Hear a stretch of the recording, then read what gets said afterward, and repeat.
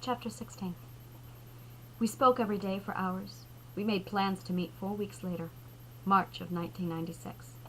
We spent that month speaking of philosophy and music. By then I could feel and recognize the fear. I was terrified of getting close to anyone. I didn't know what it was, but I knew what I was becoming. I felt it only fair to warn him.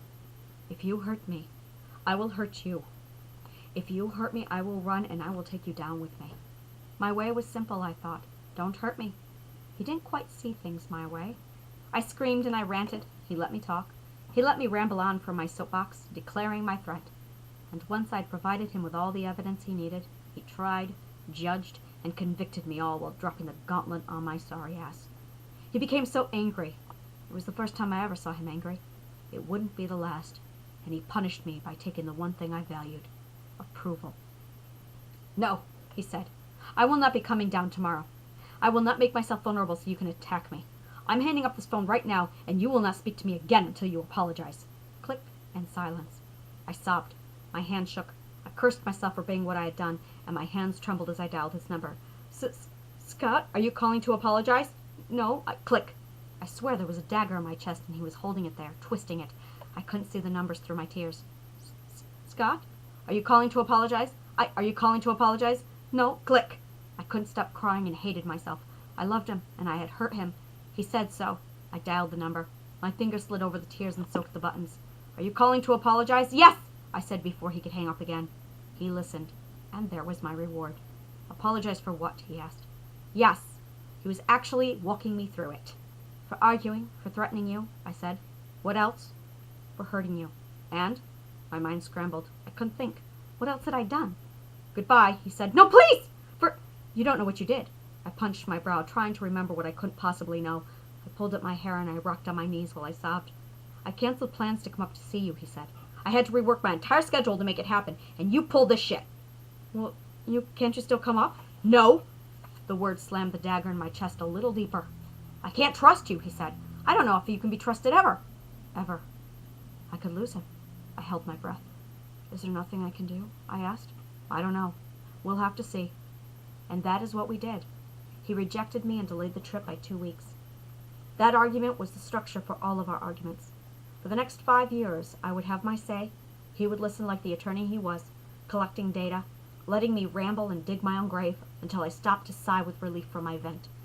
He would then ask, Are you finished? Yes. Good, because now you're going to listen to me. And his rant would begin. I felt like a murderer on the stand of my own trial, and my defense attorney was lying drunk on the floor while the prosecuting attorney ate me alive. I watched my words get chewed up and spit back in my face. I watched my logic get shredded.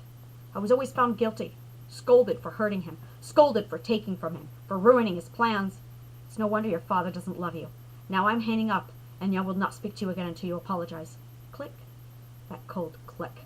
How I would grow to hate more than ever before. Scott would take my hate and refine it until I wallowed in it, mastered it while I was left to scold myself for having imperfect logic. Soon he had me scolding myself. I was playing back his records without his provocation. In his absence, I repeated his lessons. If only my reasoning was better. If only my argument was more solid. If only... I was determined to do better. I learned fast how to hold in my vents, how to control the need to talk.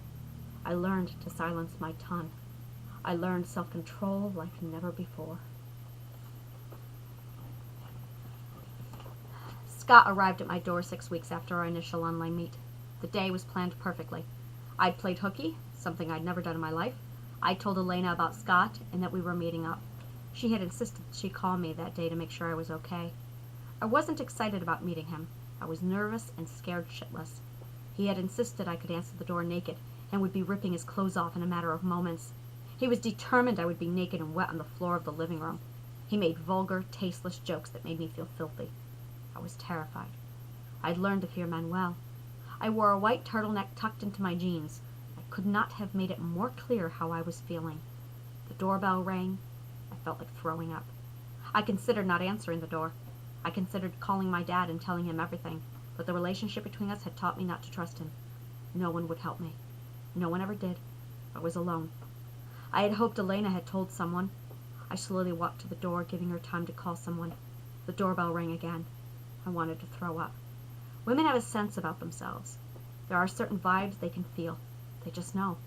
It's survival instinct we were born with, and mine was going off like a banshee on coke. I opened the door and my body clamped. Scott stepped through the door, took me up, and kissed me. He tasted vile. I hated him.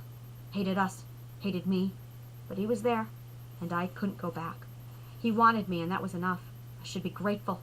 He picked me up and carried me to the hall. Which one? He asked, and I pointed. There. He took me to my bedroom, my pink 16-year-old bedroom. He stripped off my clothes and he fucked me, cold and senseless. By then I was used to shutting down and letting Joe have his way with me. This was just one more. Perhaps if it ended, it would go away. I shouldn't be so selfish. My body was young. Already it had been shredded from the abuse endured under Joe. Already I'd been beaten by my half-brother and loathed by my father. But this? His body was older, different. I could feel it. If Joe was a 2x4 that slammed into my body and shredded my skin, his was a Mack truck that ripped me apart. His fingernails dug. They scraped and cut at me until I bled from the inside. Every time his mouth always dripped cold saliva into mine. He tasted vile and smelled of every sick thing that he was, and I, too desperate to be wanted, too starved for the smallest amount of approval, I let him. He finished and I smiled. I had mastered the masquerade. He shook my hand, laughing, and said, "Hi, I'm Scott." And I laughed with him. I laughed at his sick joke and couldn't stop shaking with fear and orgasm. "Here," he said, and I felt something hit my head. Confused and curious, I looked over my head and gasped. Books. More books than I had ever seen in my life. I gasped and crawled to my knees. I couldn't breathe. Books galore. Music books, philosophy books, math books, geometry, opera scores, logic. I sobbed and cradled the books. I hugged them to my naked chest and I cried. I smelled them and touched their spines. I remember how violently my fingers shook. I buried my nose in their pages and wept. Never had I ever held so many books in my life, and they were mine, all my very own. The orgasm still riddled my body. It had barely begun to fade. One orgasm ended, but the euphoria was just beginning. I had no idea, but the adrenaline from my orgasm coupled with the euphoria from my books, it was already training my body to respond.